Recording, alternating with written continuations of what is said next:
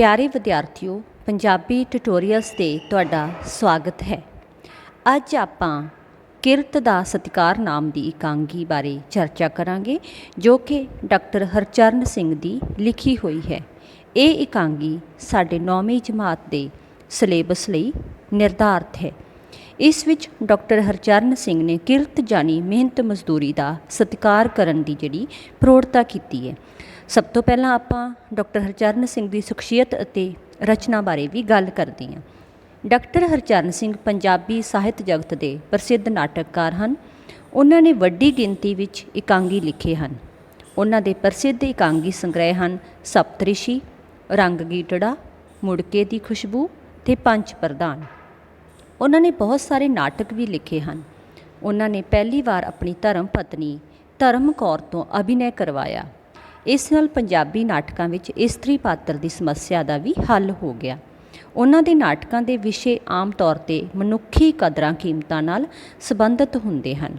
इस इकांगी विच भी डॉक्टर हरचरण सिंह ने मनुखी कदरां कीमतां की गल कीती है, यानी कि एक सच्चा मानव होने के लिए जो साडे नैतिक गुण होने चाहिए हैं उन्हां दी प्रौढ़ता कीती है। तो इस विच किरत ते मेहनत मजदूरी करने वालियां दा सत्कार करन दी गल कीती है। जे असी इस इकांगी के समय स्थान की गल करिए कि कित्थे लिखिया, किस वेले लिखिया, इहदी झाकी की आ, तो इसका जिहड़ा समा है 1955 का है। तो स्थान है जो कि कित्थे इस जिहड़ा घटनाक्रम कित्थे वापरदा वो दिल्ली की एक बस्ती है। एंड जिहड़ा वेला है इस इकांगी का समा है वो है सवेरे 10 बजे का। दृश्य की है कि दिल्ली का एक बस अड्डा जिथे 3 बंदे ते एक इस्त्री बस की उड़ीक च खड़े ने। एक उन्हां विचों मोटा सेठ है जिसने टोपी पहनी हुई है ते खद्दर दे कपड़े पहने हुए ने। सो इस तरह के नाल जिहड़ा दृश्य दिखाया गया है। जिमें कि तुहानूं मैं दस्सिया कि यह दृश्य एक थां ते वापर रहा है क्योंकि इकांगी है। उत्थे एक जिहड़े 3 बंदे आ उन्हां चों एक केसर नाम का बंदा है जो कि गल्लां तो खुले डुले सुभाਅ का प्रतीत हुंदा है। ये उन्हां थोड़े बंदियां चों है जो जिंदगी के हर पल नूं हस तुस के गुजारना जिहड़ा है चंगा समझते हैं। सो इस तरह के नाल जिहड़ा इकांगी का मुढ़ला दृश्य दर्शाया गया है जिहदे विच 3 बंदे यानी कि एक इस्त्री भी उन्हां चों बस की उड़ीक कर रहे हैं। तो उन्हें उत्थे एक सवारी आउंदी है साहो साही होई। आ बस किहड़े नंबर की सी? केसर कहंदा तुहानूं किहड़ी चाहीदी? वो कहंदा 13 नंबर की। केसर अगों कहंदा बस उही सी, इधर आ जाओ, कतार च लग जाओ, साह लै लो थोड़ा। सवारी कहंदी वेखो जी किन्ना जरूरी काम सी। सेठ कहंदा जनाब असी तो तुहाडे नालों भी काले हाँ, साडे हज़ारां दा नुकसान हो रहा है। इस तरह जिहड़ा हैगा सवारी जिहड़ी नवीं आउंदी आ ओह केसर सेठ उन्हां दे विच गलबात चलदी आ। केसर सेठ कहंदा सेठ साहब तो पुंजे लंबे पे ने, वेखदा नहीं बेचारे किन्ने बेचैन ने, इन्हां दी धोती पैर च अड़ गई नहीं तो इन्हां ने कंडक्टर उत्ते चढ़ जाना सी क्योंकि उहदा हासे दा सुभाਅ। सेठ अगों कहंदा तुहानूं गल्लां सुझदियां, काम नहीं ना कोई होना। केसर कहंदा सेठ जी बस ने अपने टाइम ते आउणा, घबराउण नाल की होना। सेठ कहंदा जनाब असीं तां तुहाडे नालों भी काले हां, साडा हज़ारां दा नुकसान हो रहा। सवारी अगली बस कदों क आएगी? केसर कहंदा कोई निश्चित समा नहीं कि कदों क आवे। सो इसी तरह ही गल अगे चलती है। जो फिर इस्त्री कहती श्रीमान जी घबराओ ना, बाबू लोग सब आपो अपने दफ्तर चले गए ने, हुण साडी कोई वारी आ क्योंकि 10 वज चुके ने। केसर कहंदा बेबी जी तुहाडे हुंदियां घबराहट किद्दां हो सकदी? जिथे जनानी होवे उत्थे ते आउण लगदा जिवें परिवार च बैठे होईए। मैं तां कहना भावें शाम तक ना आवे। सेठ फिर कहंदा की कहा शाम तक नहीं आउणी? केसर कहंदा सेठ जी जे तुहानूं बहुती काली तां टैक्सी कर लो। सेठ अगों कहंदा भाई साहब जे असीं लोग रोज़ टैक्सियां ते चढ़ीए तां फिर खट्टियां किवें खट्टीए, भाव कमाईयां कित्थों करांगे? सेठ कहंदा भाई साहब जान मार के पैसा कमाईदा। केसर कहंदा दूजे दी जान मार के कि अपनी? इस गल ते सारे हस पैंदे ने। सेठ कहंदा कोई नहीं जान मारदा अजकल किसी खातर, लोग बड़े सियाणे हो गए। इन्ने नूं एक मुंडा आउंदा बूट पालिश करवाउण वाला तां बूट पालिश करवाउण लई कहंदा।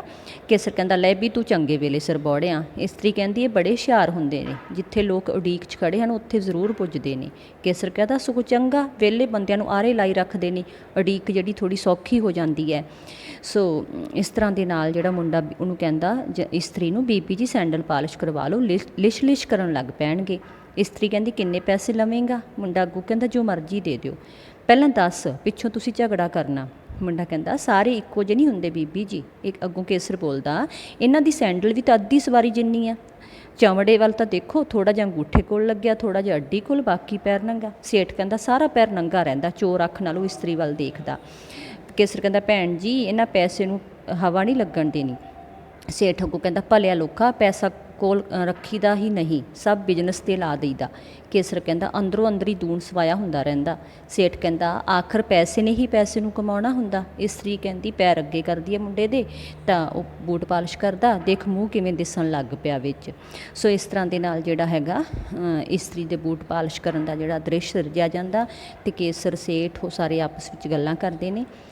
ਠੀਕ ਹੈ, ਅਤੇ ਇੰਨੇ ਨੂੰ ਜਿਹੜਾ ਹੈਗਾ ਕੇਸਰ ਕਹਿੰਦਾ ਸ਼ੀਸ਼ਾ ਤਾਂ ਮਿਲ ਹੀ ਗਿਆ, ਹੁਣ ਤੁਹਾਨੂੰ ਤੁਸੀਂ ਮੇਕਅਪ ਵੀ ਸ਼ੁਰੂ ਕਰ ਦਿਓ। ਇਸ ਗੱਲ 'ਤੇ ਫਿਰ ਸਾਰੇ ਹੱਸ ਪੈਂਦੇ ਨੇ। ਇਸਤਰੀ ਕਹਿੰਦੀ ਬਹੁਤ ਮਿਹਨਤੀ ਮੁੰਡਾ, ਕਿੰਨੇ ਕੁ ਪੈਸੇ ਕਮਾ ਲੈਣਾ? ਮੁੰਡਾ ਅੱਗੋਂ ਕਹਿੰਦਾ ਜੀ ਇਹੋ ਜਿਹੀ ਰੁਪਿਆ ਧੇਲੀ। ਇਸਤਰੀ ਕਹਿੰਦੀ ਬਸ? ਮੁੰਡਾ ਕਹਿੰਦਾ ਮੈਂ ਬਹੁਤਾ ਲਾਲਚ ਨਹੀਂ ਜੀ ਕਰਦਾ, ਬਸ ਫੀਸ ਅਤੇ ਕਿਤਾਬਾਂ ਜੋਗੇ ਪੈਸੇ ਕਮਾ ਲੈਣਾ, ਰੋਟੀ ਜੋਗੇ ਮੇਰੀ ਮਾਂ ਕੱਪੜੇ ਸਿਉਂਗੇ ਕਮਾ ਲੈਂਦੀ ਹੈ। ਅਤੇ ਇਸਤਰੀ ਫਿਰ ਉਹ ਹਮਦਰਦੀ ਦੇ ਨਾਲ ਉਸ ਬੱਚੇ ਨੂੰ ਪੁੱਛਦੀ ਹੈ ਕਿ ਤੇਰਾ ਪਿਓ ਨਹੀਂ ਹੈਗਾ? ਅਤੇ ਇਸ ਗੱਲ ਦੇ ਉੱਤੇ ਜਿਹੜਾ ਮੁੰਡਾ ਫਿਰ ਉਹ ਜਵਾਬ ਦਿੰਦਾ ਕਿ ਜਿਹੜਾ ਮੇਰਾ ਪਿਓ ਸੀ ਉਹ ਹੈ ਨਹੀਂ, ਹੁਣ ਪਾਕਿਸਤਾਨ ਜਦੋਂ ਬਣਿਆ ਉਦੋਂ ਕਤਲ ਹੋ ਗਿਆ ਸੀ। ਕੇਸਰ ਅੱਗੋਂ ਕਹਿੰਦਾ ਬਹੁਤ ਸਮਝਦਾਰ ਲੜਕਾ। ਇਸਤਰੀ ਕਹਿੰਦੀ ਕਿਹੜੀ ਜਮਾਤ 'ਚ ਪੜ੍ਹਦਾ? ਮੁੰਡਾ ਦੱਸਦਾ ਕਿ 9ਵੀਂ ਜਮਾਤ 'ਚ ਪੜ੍ਹਦਾ।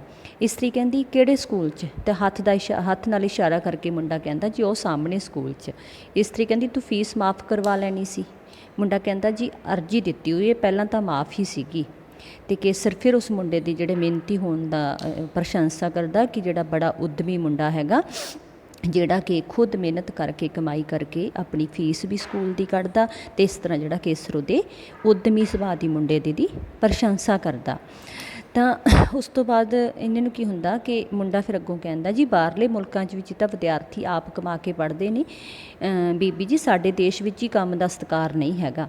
ਇਸਤਰੀ ਕਹਿੰਦੀ ਤੇਰੇ ਵਰਗੇ ਹੋਣਹਾਰ ਬੱਚੇ ਜ਼ਰੂਰ ਕਰ ਦੇਣਗੇ ਇੱਥੇ ਵੀ, ਸ਼ਾਬਾਸ਼। ਮੁੰਡਾ ਫਿਰ ਲਓ ਦੇਖ ਲਓ ਬੀਬੀ ਜੀ, ਉਹਨੂੰ ਬੂਟ ਸੈਂਡਲ ਪਾਲਿਸ਼ ਕਰਨ ਤੋਂ ਬਾਅਦ ਕਹਿੰਦਾ, ਤਾਂ ਇਸਤਰੀ ਉਹਨੂੰ ਕਹਿੰਦੀ ਆ ਲੈ ਦਵਾਨੀ, ਉਹਨੂੰ ਕਹਿੰਦਾ ਧੰਨਵਾਦ। ਤਾਂ ਇਸਤਰੀ ਮਿਹਰਬਾਨੀ ਕਿਹੜੀ ਗੱਲ ਦੀ, ਤੂੰ ਕੰਮ ਕਰਕੇ ਪੈਸੇ ਕਮਾਏ ਨੇ, ਲੈ ਦਵਾਨੀ। ਸੇਠ ਅੱਗੋਂ ਕਹਿੰਦਾ ਤੁਸੀਂ ਭਾਈ ਵਿਗਾੜ ਦਿੱਤਾ ਹੈ ਨਾ। ਇਸਤਰੀ ਫਿਰ ਕਹਿੰਦੀ ਸੇਠ ਜੀ ਦਿਲ ਵੱਡਾ ਹੋਣਾ ਚਾਹੀਦਾ। ਅਤੇ ਸੇਠ ਆਪਣੇ ਪੈਰ ਪਿੱਛੇ ਨੂੰ ਕਰ ਲੈਂਦਾ, ਹੱਥ ਨਾਲ ਆ ਪਾਪ ਚੜ੍ਹਦਾ ਹੈਗਾ। ਅਤੇ ਮੁੰਡਾ ਕਹਿੰਦਾ ਸੇਠ ਜੀ ਜੋੜੇ ਸਾਫ਼ ਕਰਨ ਸਗੋਂ ਪਾਪ ਲੱਥਦੇ ਨੇ, ਮਨ ਵਿੱਚ ਨਿਮਰਤਾ ਆਉਂਦੀ ਹੈ, ਤੁਸੀਂ ਗੁਰਦੁਆਰੇ ਮੰਦਰ ਨਹੀਂ ਜਾਂਦੇ? ਸੇਠ ਕਹਿੰਦਾ ਜਿਹੜੇ ਪਾਪ ਕਰਦੇ ਨੇ ਉਹੀ ਗੁਰਦੁਆਰੇ ਮੰਦਰ ਜਾਂਦੇ ਨੇ। ਮੁੰਡਾ ਕਹਿੰਦਾ ਸੇਠ ਜੀ ਹੱਥੀਂ ਕੰਮ ਕੀਤੇ ਬਿਨਾਂ ਮਨ ਨਿਰਮਲ ਅਤੇ ਹਿਰਦਾ ਸ਼ੁੱਧ ਨਹੀਂ ਹੁੰਦਾ। ਇਸਤਰੀ ਉਹਦੀ ਸਮਝਦਾਰੀ ਦੀ ਤਾਰੀਫ ਕਰਦੀ ਆ। ਅਤੇ ਅੱਗੋਂ ਕੇਸਰ ਵੀ ਕਹਿੰਦਾ ਸੇਠ ਜੀ ਕਰ ਲਓ ਪੈਰ ਅੱਗੇ, ਕਿਹੜੀ ਰੋਕੜੀ ਖਰਚ ਹੋਣ ਲੱਗੀ ਹੈ ਤੁਹਾਡੀ? ਕੇਸਰ ਅੱਗੋਂ ਕਹਿੰਦਾ ਅਸੀਂ ਤੁਹਾਡੇ ਵਾਂਗ ਸੋਚਾਂ ਥੋੜ੍ਹਾ ਸੋਚਣੀਆਂ, ਲੈ ਵੀ ਪਹਿਲਾਂ ਮੇਰੇ ਕਰਦੇ। ਮੁੰਡਾ ਇੱਥੇ ਰੱਖੋ ਜੀ, ਜੇ ਅਸੀਂ ਲੋਕ ਤੁਹਾਡੇ ਵੱਲ ਫਜ਼ੂਲ ਖਰਚੀ ਕਰੀਏ ਫਿਰ ਤਾਂ ਛਣਕਦੇ ਫਿਰੀਏ। ਮੁੰਡਾ ਕਹਿੰਦਾ ਸੇਠ ਜੀ ਗੁੱਸਾ ਨਾ ਕਰਨਾ, ਤੁਸੀਂ ਲੋਕ ਧਰਮ ਪਿੱਛੇ ਤਾਂ ਦਾਨ ਕਰ ਦਿੰਦੇ ਹੋ, ਪਰ ਇੱਕ ਕਾਮੇ ਨੂੰ ਉਹਦੀ ਮਜ਼ਦੂਰੀ ਨਹੀਂ ਦੇ ਸਕਦੇ, ਯਾਨੀ ਕਿ ਉਹਦੀ ਮਿਹਨਤ ਦਾ ਮੁੱਲ ਨਹੀਂ ਦੇ ਸਕਦੇ। ਸੇਠ ਕਹਿੰਦਾ ਓਏ ਤੂੰ ਬੂਟ ਪਾਲਿਸ਼ ਕਰਦਾ ਕਿ ਬਹਿਸ? ਇਸਤਰੀ ਕਹਿੰਦੀ ਸੇਠ ਜੀ ਸੱਚੀ ਗੱਲ ਤਾਂ ਗੁੱਸਾ ਨਾ ਕਰੋ, ਤੁਸੀਂ ਲੋਕ ਦਾਨ ਪੁੰਨ ਕਰਕੇ ਮੰਗ ਤੇ ਪੈਦਾ ਕਰਦੇ ਹੋ, ਪਰ ਇੱਕ ਜਿਹੜਾ ਮਜ਼ਦੂਰ ਹੁੰਦਾ ਉਹਦੀ ਮਿਹਨਤ ਦੀ ਜਿਹੜੀ ਦਾ ਫਲ ਸਾਨੂੰ ਦੇਣਾ ਬਣਦਾ ਹੈਗਾ, ਉਹ ਦੇ ਕੇ ਤੁਸੀਂ ਰਾਜ਼ੀ ਨਹੀਂ ਹੁੰਦੇ। ਸੋ ਇਸ ਤਰ੍ਹਾਂ ਦੇ ਨਾਲ ਜਿਹੜੀਆਂ ਹੈਗੀਆਂ ਜਦੋਂ ਮਤਲਬ ਸੇਠ ਬੂਟ ਪਾਲਿਸ਼ ਕਰਵਾਉਣ ਨੂੰ ਨਹੀਂ ਮੰਨਦਾ, ਕੇਸਰ ਬੂਟ ਪਾਲਿਸ਼ ਕਰਵਾਉਣ ਲੱਗ ਜਾਂਦਾ। ਅਤੇ ਮੁੰਡਾ ਵੀ ਫਿਰ ਉਹਨੂੰ ਮਤਲਬ ਇਹ ਕਹਿੰਦਾ ਕਿ ਤੁਸੀਂ ਲੋਕ ਧਰਮ ਪਿੱਛੇ ਤਾਂ ਦਾਨ ਦੇਣਾ ਪਸੰਦ ਕਰਦੇ ਹੋ, ਪਰ ਜਿਹੜਾ ਕੋਈ ਆਪਣੀ ਮਿਹਨਤ ਮਜ਼ਦੂਰੀ ਦੀ ਤੁਹਾਡੇ ਤੋਂ ਮਜ਼ਦੂਰੀ ਮੰਗਦਾ ਉਹ ਤੁਸੀਂ ਨਹੀਂ ਦੇਣਾ ਚਾਹੁੰਦੇ। ਤਾਂ ਇਸਤਰੀ ਜਿਹੜੀ ਹੈਗੀ ਆ ਮੁੰਡੇ ਦੀ ਜਿਹੜੀ ਕਹੀ ਹੋਈ ਗੱਲ ਦੀ ਪ੍ਰੋੜਤਾ ਕਰਦੀ ਆ ਅਤੇ ਕਹਿੰਦੀ ਆ ਕਿ ਸੇਠ ਜੀ ਦਾਨ ਪੁੰਨ ਦੇ ਕੇ ਤਾਂ ਤੁਸੀਂ ਮੰਗ ਤੇ ਪੈਦਾ ਕਰ ਲੈਂਦੇ ਹੋ, ਪਰ ਇੱਕ ਮਜ਼ਦੂਰ ਨੂੰ ਉਹਦੀ ਮਜ਼ਦੂਰੀ ਦੇਣਾ ਪਸੰਦ ਨਹੀਂ ਕਰਦੇ। ਸੋ ਮੁੰਡਾ ਕਹਿੰਦਾ ਸੇਠ ਜੀ ਇਹ ਕੰਮ ਮੰਗਣ ਨਾਲੋਂ 1000 ਦਰਜੇ ਚੰਗਾ ਏ। ਤਾਂ ਇਸ ਤਰ੍ਹਾਂ ਸੇਠ ਜਿਹੜਾ ਗੁੱਸੇ 'ਚ ਮੂੰਹ ਦੂਜੇ ਪਾਸੇ ਕਰਕੇ ਖੜ ਜਾਂਦਾ। ਕੇਸਰ ਕਹਿੰਦਾ ਸੇਠ ਜੀ ਇੱਧਰ ਦੇਖੋ ਜ਼ਰਾ ਕਿਵੇਂ ਸ਼ੀਸ਼ੇ ਵਾਂਗ ਚਮਕਣ ਲੱਗ ਪਏ, ਅਤੇ ਤੁਹਾਡੀ ਟੋਪੀ ਵੀ ਮੇਰੇ ਬੂਟਾਂ 'ਚ ਸਾਫ਼ ਦਿਖਣ ਲੱਗ ਪਈ। ਤਾਂ ਜਿਹੜਾ ਹੈਗਾ ਸੇਠ ਹੌਲੀ ਕੁ ਦਿਨੇ ਬੋਲਦਾ ਕਿੱਥੇ ਮੂਰਖਾਂ ਨਾਲ ਵਾਹ ਪੈ ਗਿਆ। ਪਰ ਕੇਸਰ ਅੱਗੋਂ ਫਿਰ ਉਹਨੂੰ ਕਹਿੰਦਾ ਸੇਠ ਜੀ ਤੁਸੀਂ 1947 ਤੋਂ ਬਾਅਦ ਹੀ ਟੋਪੀ ਪਾਉਣ ਲੱਗੇ ਹੋਣਗੇ, ਗੰਗਾ ਗਏ ਤਾਂ ਗੰਗਾ ਦਾਸ, ਜਮਨਾ ਗਏ ਤਾਂ ਜਮਨਾ ਦਾਸ, ਕਿਉਂਕਿ ਸੇਠ ਨੇ ਜਿਹੜੀ ਟੋਪੀ ਪਾਈ ਹੋਈ ਸੀ ਤਾਂ ਉਹਦੇ ਤੋਂ ਉਹ ਮਤਲਬ ਉਹਦੇ ਸੇਠ ਹੋਣ ਦਾ, ਉਹਦੇ ਵੱਡੇ ਹੋਣ ਦਾ ਜਿਹੜਾ ਭਰਮ ਸੀਗਾ। ਸੋ ਫਿਰ ਅੱਗੋਂ ਜਿਹੜਾ ਸੇਠ ਆ ਉਹ ਆਪਦੀ ਟੋਪੀ ਦੀ ਪ੍ਰਸ਼ੰਸਾ ਕਰਦਾ। ਕੇਸਰ ਵੀ ਅੱਗੋਂ ਕਹਿੰਦਾ ਸੇਠ ਜੀ ਇਸ ਟੋਪੀ ਨਾਲ ਤੁਸੀਂ ਪੂਰੇ ਦੇਸ਼ ਭਗਤ ਲੱਗਦੇ ਹੋ। ਮੁੰਡਾ ਕਹਿੰਦਾ ਦੇਖ ਲਓ ਜੀ ਬੂਟ, ਕੇਸਰ ਕਹਿੰਦਾ ਬਹੁਤ ਖੂਬ, ਤੇ ਉਹਨੂੰ ਦਵਾਨੀ ਦਿੰਦਾ। ਸ਼ਾਇਦ ਬੱਸ ਆ ਗਈ, ਇਸ ਕਰਕੇ ਸੇਠ ਜਾਣੀ ਕਿ ਦੂਜੇ ਪਾਸੇ ਦੇਖਣ ਲੱਗਦਾ। ਦੇਖ ਲਓ ਜੀ ਬੂਟ, ਉਹ ਤਾਂ ਉਹ ਫਿਰ ਕੇਸਰ ਕਹਿੰਦਾ ਸੇਠ ਜੀ ਉਹ ਤਾਂ ਟਰੱਕ ਆ, ਕਰਾ ਲਓ ਬੂਟ ਪਾਲਿਸ਼, ਲੜਕੇ ਦੀ ਮਦਦ ਹੋ ਜਾਏਗੀ। ਕਿਉਂ ਵੀ ਪੁੱਗਦਾ ਹੀ ਸੌਦਾ। ਸੇਠ ਜੀ ਹਰ ਗੱਲ ਵਪਾਰੀ ਲਹਿਜੇ 'ਚ ਕਰਦੇ ਨੇ, ਭਾਵ ਉਹਦੇ ਨਾਲ ਉਹਨੂੰ ਘੱਟ ਪੈਸੇ ਦੇ ਕੇ ਬੂਟ ਪਾਲਿਸ਼ ਕਰਵਾਉਣਾ ਚਾਹੁੰਦੇ ਨੇ। ਮੁੰਡਾ ਕਹਿੰਦਾ ਚਲੋ ਜੀ ਜੋ ਮਰਜ਼ੀ ਦੇ ਦਿਓ। ਇਸ ਤਰ੍ਹਾਂ ਦੇ ਨਾਲ ਉਹ ਜਿਹੜਾ ਸੇਠ ਆ ਕਹਿੰਦਾ ਬੜਾ ਮੁੰਡਾ ਬਿਜ਼ਨਸ ਦਾ ਜਿਹੜਾ ਹੈਗਾ ਲੱਗਦਾ ਪੱਕਾ। ਸੋ ਬਸ ਜੇਬ ਵਿੱਚ ਪਾਈ ਜਾਓ, ਹਵਾ ਨਾ ਲਵਾਇਓ ਆਪਣੇ ਪੈਸਿਆਂ ਨੂੰ। ਕੇਸਰ ਫਿਰ ਟਕੋਰ ਕਰਦਾ, ਇੰਨੇ ਨੂੰ ਕਮਾਈ ਆਉਂਦੀ ਹੈ ਬੀਬੀ ਇਸਤਰੀ ਤੋਂ ਪੈਸੇ ਮੰਗਦੀ ਆ, ਭੀਖ ਮੰਗਦੀ ਆ, ਤਾਂ ਮੁੰਡਾ ਵੀ ਉਹਨੂੰ ਇੱਕ ਆਨਾ ਦੇ ਦਿੰਦਾ। ਤਾਂ ਫਿਰ ਇਸ ਗੱਲ ਦੇ ਉੱਤੇ ਸਾਰੇ ਹੈਰਾਨ ਹੁੰਦੇ ਨੇ ਕਿ ਆਪ ਇੰਨੀ ਮਿਹਨਤ ਕਰਕੇ ਮੁਸ਼ਕਿਲ ਨਾਲ ਕਮਾਉਂਦਾ ਅਤੇ ਇਹਨੇ ਵੀ ਦਾਨ ਦਿੱਤਾ। ਤਾਂ ਅੱਗੋਂ ਕੇਸਰ ਉਹਨੂੰ ਕਹਿੰਦਾ ਵੀ ਬੜਾ ਫਜ਼ੂਲ ਖਰਚਾ ਕਰਦਾ ਤੂੰ। ਮੁੰਡਾ ਕਹਿੰਦਾ ਇੱਕ ਗਰੀਬ ਹੀ ਗਰੀਬ ਦਾ ਦੁੱਖ ਸਮਝ ਸਕਦਾ। ਇਹਨੇ ਨੂੰ ਅਖਬਾਰ ਵਾਲਾ ਆਉਂਦਾ ਤਾਂ ਸੇਠ ਨੂੰ ਕਹਿੰਦਾ ਕੋਈ ਪੰਜਾਬੀ ਦਾ ਪੇਪਰ ਦਿਖਾ, ਅਤੇ ਸਿੱਧਾ ਉਹ ਜਿਹੜਾ ਪੰਨਾ ਖੋਲ੍ਹਦਾ ਉਹ ਭਾਅ ਵਾਲਾ ਪੰਨਾ ਜਿਹਦੇ 'ਤੇ ਰੇਟਸ ਹੁੰਦੇ ਆ ਕਮੋਡਿਟੀਜ਼ ਦੇ। ਤਾਂ ਸੇਠ ਅੱਗੋਂ ਕਹਿੰਦਾ ਓਏ ਚੁੰਨੀ ਲਾਲ, ਯਾਨੀ ਕਿ ਆਪਦੇ ਮੁਨਸ਼ੀ ਨੂੰ ਕਹਿੰਦਾ। ਚੁੰਨੀ ਲਾਲ ਅੱਗੋਂ ਕਹਿੰਦਾ ਹੁਕਮ ਸੇਠ ਜੀ। ਮੁੰਡਾ ਫਿਰ ਅੱਗੋਂ ਬੂਟ ਪਾਲਿਸ਼, ਦੇਖ ਲਓ ਜੀ ਬੂਟ। ਸੇਠ ਜੀ ਕਹਿੰਦਾ ਮਾਰੇ ਗਏ, ਉੱਕੇ ਹੀ ਮਾਰੇ ਗਏ, ਓਏ ਚੁੰਨੀ ਲਾਲ ਉੱਕੇ ਹੀ ਮਾਰੇ ਗਏ। ਤਾਂ ਦੂਸਰੇ ਪਾਸੇ ਮੁੰਡਾ ਉਹਨੂੰ ਬੂਟ ਦੇਖਣ ਲਈ ਕਹਿੰਦਾ ਕਿ ਸੇਠ ਜੀ ਬੂਟ ਦੇਖ ਲਓ, ਮੈਂ ਤੁਹਾਡੇ ਬੂਟ ਪਾਲਿਸ਼ ਕਰ ਦਿੱਤੇ। ਪਰ ਜਿਹੜਾ ਸੇਠ ਆ ਉਹ ਬਹੁਤ ਜ਼ਿਆਦਾ ਘਬਰਾਇਆ ਹੁੰਦਾ, ਕਿਉਂਕਿ ਉਹਨੇ ਭਾਅ ਵਾਲਾ ਪੰਨਾ ਪੜ੍ਹਿਆ ਹੁੰਦਾ ਜਿਹਦੇ 'ਚ ਜਿਹੜੀਆਂ ਵਸਤਾਂ ਦਾ ਉਹ ਵਪਾਰ ਕਰਦਾ ਹੁੰਦਾ, ਨਿਰਯਾਤ ਕਰਦਾ ਹੁੰਦਾ, ਉਹਨਾਂ ਦਾ ਰੇਟ ਆ ਜਿਹੜਾ ਬਹੁਤ ਗਿਰ ਗਿਆ। ਅਤੇ ਮੁੰਡਾ ਉਹਨਾਂ ਤੋਂ ਉਹ ਤੋਂ ਅੱਗੇ ਪੈਸੇ ਮੰਗਦਾ ਅਤੇ ਸੇਠ ਉਹਨੂੰ ਇੱਕ ਆਨਾ ਦਿੰਦਾ ਵੀ ਲੈ ਵੀ ਕਾਕਾ। ਮੁੰਡਾ ਕਹਿੰਦਾ ਸੇਠ ਜੀ ਮੈਂ ਕੋਈ ਖੈਰ ਥੋੜ੍ਹਾ ਮੰਗ ਰਿਹਾ। ਸੇਠ ਕਹਿੰਦਾ ਹੱਕ ਦਾ ਬੱਚਾ, ਕਰਨੇ ਬੂਟ ਪਾਲਿਸ਼ ਅਤੇ ਬੋਲਣਾ ਉੱਚੀ, ਜਾ ਪਰਾਂ। ਅਤੇ ਇੰਨਾ ਕਹਿ ਕੇ ਉਹਦੇ ਪੈਰ ਮਾਰਦਾ ਜੋ ਕਿ ਮੁੰਡੇ ਦੇ ਲੱਗਦਾ ਜ਼ੋਰ ਦੀ, ਅਤੇ ਉਹ ਰੋਣ ਲੱਗਦਾ। ਕੇਸਰ ਕਹਿੰਦਾ ਇਹਨੇ ਕੀ ਵਿਗਾੜਿਆ ਤੁਹਾਡਾ। ਇਸਤਰੀ ਵੀ ਕਹਿੰਦੀ ਕੁਝ ਹੋਸ਼ ਤੋਂ ਕੰਮ ਲਓ ਸੇਠ ਜੀ। ਸੇਠ ਅੱਗੋਂ ਉਹਨਾਂ ਨੂੰ ਕਹਿੰਦਾ ਤੁਸੀਂ ਚੁੱਪ ਕਰੋ। ਇਹਨੇ ਨੂੰ ਉੱਥੇ ਇੱਕ ਸਕੂਲੀ ਵਰਦੀ ਵਾਲੇ ਮੁੰਡੇ ਅਤੇ ਇੱਕ ਮਾਸਟਰ ਆਉਂਦੇ ਆ, ਜਿੱਦਾਂ ਬੱਚੇ ਉਹ ਹਾਕੀ ਖੇਡਣ ਵਾਲੇ ਹੁੰਦੇ ਆ, ਜਿਹਦੇ ਨਾਲ ਉਹਨਾਂ ਦਾ ਮਾਸਟਰ ਹੁੰਦਾ। ਉਹਨੇ ਨੂੰ ਉੱਥੇ ਉਹ ਪਹੁੰਚਦੇ ਨੇ ਜਿੱਥੇ ਜਿਹੜਾ ਬੱਚਾ ਹੁੰਦਾ ਬੂਟ ਪਾਲਿਸ਼ ਕਰਨ ਵਾਲਾ ਮੁੰਡਾ ਉਹ ਰੋ ਰਿਹਾ ਹੁੰਦਾ। ਅਤੇ ਕੇਸਰ ਮਾਸਟਰ ਜੀ ਨੂੰ ਆ ਕੇ ਪੁੱਛਦਾ ਕਿਸ਼ਨ ਰੋਂਦਾ ਕਿਉਂ ਹੈ, ਕੀ ਗੱਲ ਹੋ ਗਈ। ਕਿਸ਼ਨ ਯਾਨੀ ਕਿ ਉਹ ਮੁੰਡਾ ਬੂਟ ਪਾਲਿਸ਼ ਕਰਨ ਵਾਲਾ, ਉਹਦਾ ਅਸਲੀ ਨਾਮ ਜਿਹੜਾ ਹੈਗਾ ਕਿਸ਼ਨ ਆ। ਅਤੇ ਕਿਸ਼ਨ ਅੱਗੋਂ ਦੱਸਦਾ ਕਿ ਇਹਨਾਂ ਨੇ ਮੈਨੂੰ ਮਾਰਿਆ, ਅਤੇ ਉਹ ਇਸ ਗੱਲ ਦੇ ਉੱਤੇ ਉਹ ਰੋ ਰਿਹਾ ਹੁੰਦਾ। ਸੋ ਕੇਸਰ ਵੀ ਸੇਠ ਨੂੰ ਲਾਹਨਤਾਂ ਪਾ ਰਿਹਾ ਹੁੰਦਾ ਕਿ ਤੂੰ ਇਹ ਗਲਤ ਕੀਤਾ। ਇਸਤਰੀ ਵੀ ਜਿਹੜੀ ਉਹਨੂੰ ਇਹ ਲਾਹਨਤਾਂ ਪਾ ਰਹੀ ਹੁੰਦੀ ਹੈ, ਠੀਕ ਹੈ। ਅਤੇ ਜਦੋਂ ਮਾਸਟਰ ਨੂੰ ਪਤਾ ਲੱਗਦਾ ਕਿ ਕਿਸ਼ਨ ਨੂੰ ਇਸ ਬੰਦੇ ਨੇ ਮਾਰਿਆ, ਤਾਂ ਉਹ ਅੱਗੋਂ ਕਹਿੰਦਾ ਜੀ ਤੁਹਾਨੂੰ ਜਿਹੜਾ ਹੈਗਾ ਥਾਣੇ ਚੱਲਣਾ ਪਊਗਾ। ਅਤੇ ਅੱਗੋਂ ਸੇਠ ਕਹਿੰਦਾ ਸਾਡੇ ਤਾਂ ਪਿਓ ਦਾਦੇ ਨੇ ਥਾਣੇ ਦੀ ਸ਼ਕਲ ਨਹੀਂ ਦੇਖੀ, ਮੈਂ ਥਾਣੇ ਨਹੀਂ ਜਾਣਾ। ਅਤੇ ਲੜਕੇ ਜਿਹੜੇ ਨਾਲ ਆਏ ਹੁੰਦੇ ਆ ਮਾਸਟਰ ਜੀ ਦੇ, ਉਹ ਕਹਿੰਦੇ ਮਾਸਟਰ ਜੀ ਤੁਸੀਂ ਹੁਕਮ ਤਾਂ ਕਰੋ, ਅਸੀਂ ਇਹਨਾਂ ਨੂੰ ਧੂ ਕੇ ਲੈ ਚੱਲਦੇ ਹਾਂ। ਸੋ ਇਸ ਤਰ੍ਹਾਂ ਦੀ ਜਿਹੜੀ ਉੱਥੇ ਬਹਿਸਾ ਵਸਾਈ ਹੁੰਦੀ ਆ। ਅਤੇ ਸੇਠ ਮੁੰਡੇ ਨੂੰ ਫਿਰ ਵੀ ਦੱਸਦਾ ਕਿ ਜਿਹੜਾ ਤੁਹਾਡਾ ਕਿਸ਼ਨ ਆ ਇਹ ਬਹੁਤ ਜ਼ਿਆਦਾ ਗੁਸਤਾਖ ਆ। ਅਤੇ ਮੁੰਡਾ ਅੱਗੋਂ ਦੱਸਦਾ ਕਿ ਮੈਂ ਤਾਂ ਆਪਣਾ ਹੱਕ ਮੰਗਿਆ ਸੀ ਬੂਟ ਪਾਲਿਸ਼ ਕਰਕੇ। ਤਾਂ ਇਹਨੇ ਨੂੰ ਜਿਹੜੇ ਹੈਗੇ ਆ ਮਾਸਟਰ ਫਿਰ ਉਹਨੂੰ ਥਾਣੇ ਜਾਣ ਦੀ ਗੱਲ ਕਰਦਾ, ਅਤੇ ਜਿਹੜੇ ਪੁਲਿਸ ਕਰਮੀਆਂ ਦਾ ਡਰਾਵਾ ਵੀ ਦਿੰਦਾ ਜੋ ਕਿ ਥੋੜ੍ਹਾ ਦੂਰ ਖੜ੍ਹੇ ਹੁੰਦੇ ਨੇ। ਅਤੇ ਜਿਹੜੇ ਨਾਲ ਬੱਚੇ ਹੁੰਦੇ ਨੇ ਮਾਸਟਰ ਦੇ, ਯਾਨੀ ਕਿ ਕਿਸ਼ਨ ਦੇ ਸਕੂਲਮੇਟ ਹੁੰਦੇ ਨੇ, ਉਹ ਵੀ ਮਤਲਬ ਕਹਿੰਦੇ ਨੇ ਕਿ ਅਸੀਂ ਧੋ ਕੇ ਇਹਨੂੰ ਥਾਣੇ ਲੈ ਚੱਲਦੇ ਹਾਂ। ਮਤਲਬ ਇਸ ਤਰ੍ਹਾਂ ਦੀ ਜਿਹੜੀ ਗਰਮਾ ਗਰਮੀ ਦਾ ਮਾਹੌਲ ਉੱਥੇ ਬਣ ਜਾਂਦਾ। ਲੇਕਿਨ ਇਹਨੇ ਨੂੰ ਕੇਸਰ ਕਹਿੰਦਾ ਕਿ ਮਾਸਟਰ ਜੀ ਜਿਹੜੀ ਗੱਲ ਪੰਚਾਇਤ 'ਚ ਨਜਿੱਠੀ ਜਾ ਸਕੇ ਉਹਦੇ ਲਈ ਅਦਾਲਤਾਂ 'ਚ ਕਾਹਨੂੰ ਜਾਣਾ, ਕਿਉਂਕਿ ਜਿਹੜਾ ਸੇਠ ਆ ਉਹ ਵੀ ਥਾਣੇ ਜਾਣ ਦੇ ਨਾਂ ਦੇ ਉੱਤੇ ਮਾफ़ੀ ਮੰਗਦਾ। ਕਹਿੰਦਾ ਵੀ ਜੇ ਤੁਸੀਂ ਕਹਿੰਦੇ ਹੋ ਮੈਂ ਲੜਕੇ ਦੀ ਕੋਈ ਮਦਦ ਕਰ ਦੂੰ, ਪਰ ਮੈਂ ਥਾਣੇ ਨਹੀਂ ਜਾਣਾ। ਅਤੇ ਮਾਸਟਰ ਕਹਿੰਦਾ ਠੀਕ ਆ, ਪੰਚਾਂ ਦਾ ਗਿਆ ਸਿਰ ਮੱਥੇ।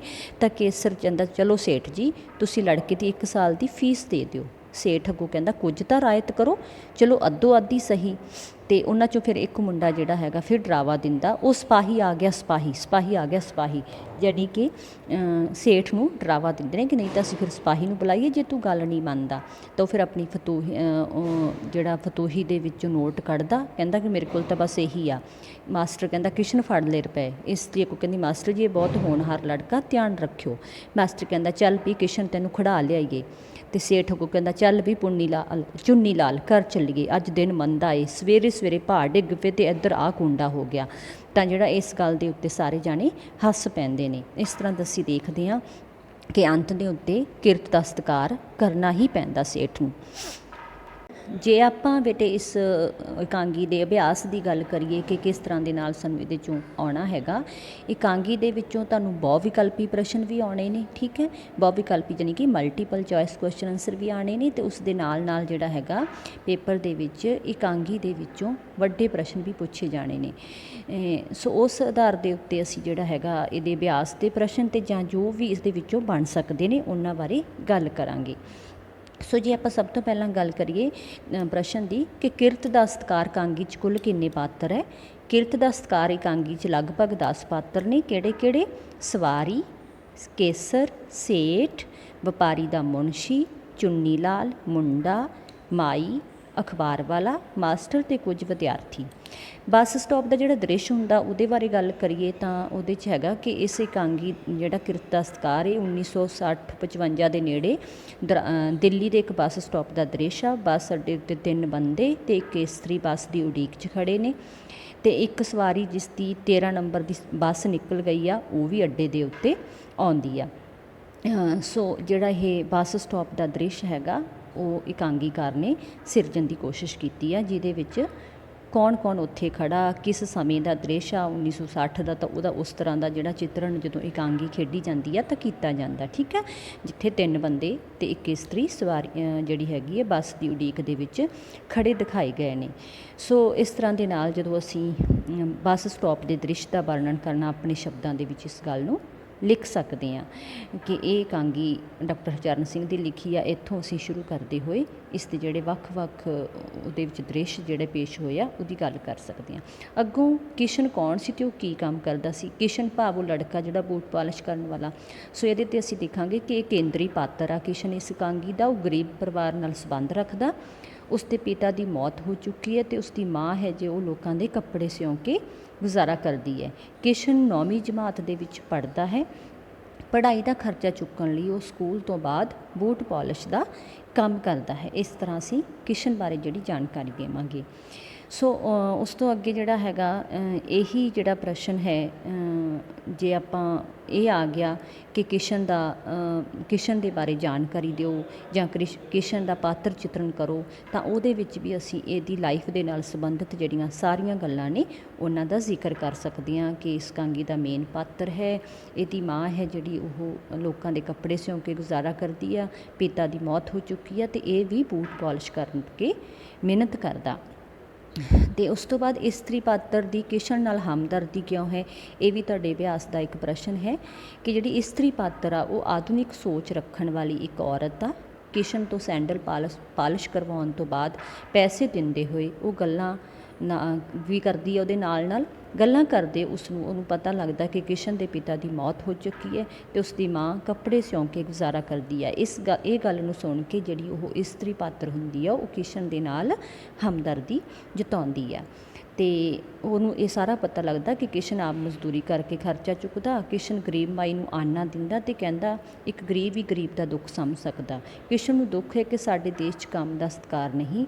ਕਿਸ਼ਨ ਦੇ ਪਰਿਵਾਰਕ ਹਾਲਾਤ, ਉਸ ਦੀ ਮਿਹਨਤ, ਉਸ ਦੇ ਨੇਕ ਵਿਚਾਰਾਂ ਕਰਕੇ ਜਿਹੜੀ ਇਸਤਰੀ ਪਾਤਰ ਹੁੰਦੀ ਆ ਉਹਨੂੰ ਉਹਦੇ ਪ੍ਰਤੀ ਹਮਦਰਦੀ ਹੋ ਜਾਂਦੀ ਆ। ਭਾਵ ਉੱਥੇ ਖੜ੍ਹੇ ਹੋਏ ਜਦੋਂ ਉਹ ਕਿਸ਼ਨ ਦੇ ਸਾਰੇ ਵਿਹਾਰ ਨੂੰ ਦੇਖਦੀ ਆ, ਇਹ ਜਾਣਦੀ ਆ ਕਿ ਇੰਨਾ ਗਰੀਬ ਆ, ਮਿਹਨਤ ਕਰਦਾ, ਤਾਂ ਉਹਨੂੰ ਹਮਦਰਦੀ ਜਤਾਉਂਦੀ ਆ।